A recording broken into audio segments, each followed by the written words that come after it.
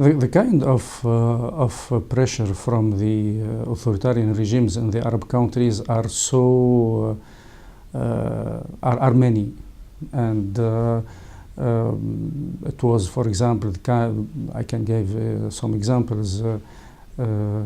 Pressure on militants by intimidating them, by trying to isolate them from their societies, putting pressure on them to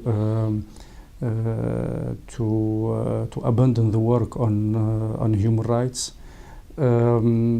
Also trying not to limit the our right to move within the countries and between the Arab countries. Sometimes it was very difficult to get visas, for example, to organize things in some Arab countries. All the surveillance by the security system to our activities, intimidated people to join the human rights movement. Sometimes they try to develop the idea and to make people feel that working for human rights is a kind of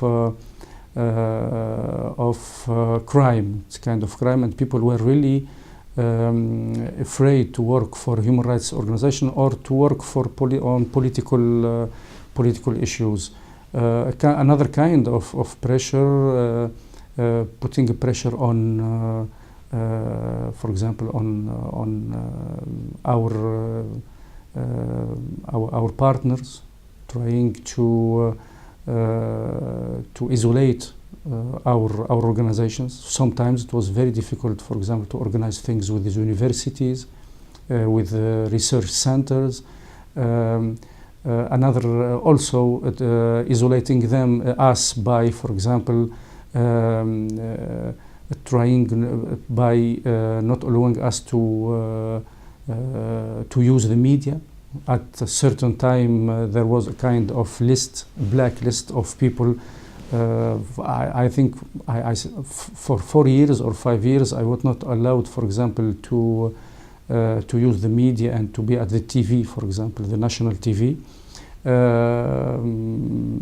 Another kind of, by, for example, censorship, and sometimes it was about violence. It was about violence. They used violence against human rights activists.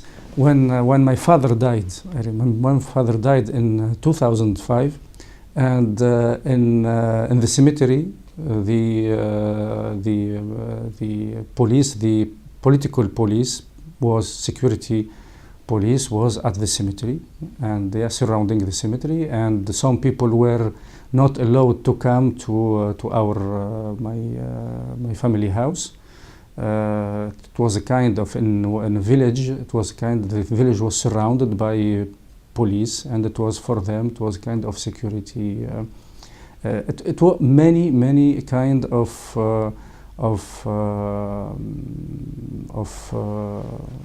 obstacles, of limitation to our work, and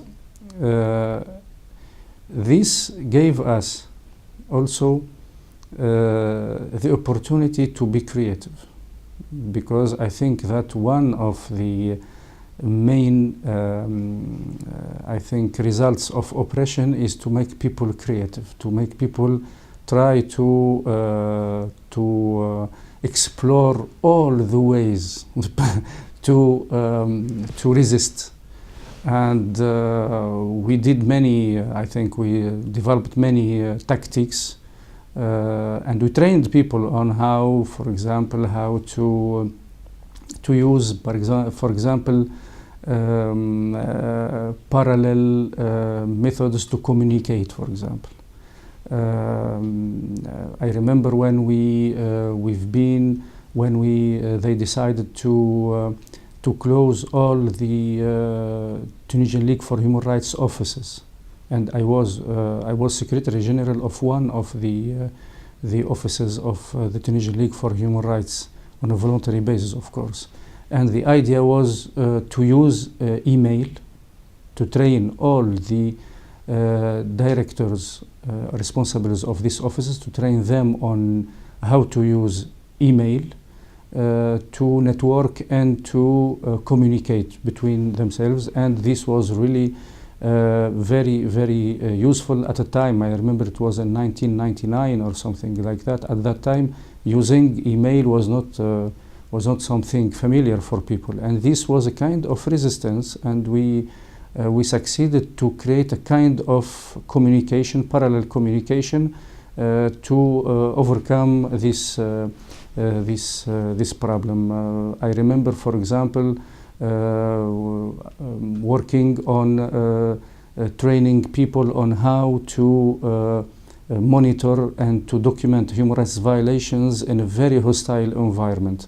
How to use parallel networks, how to take information from people without putting them in dangerous situations.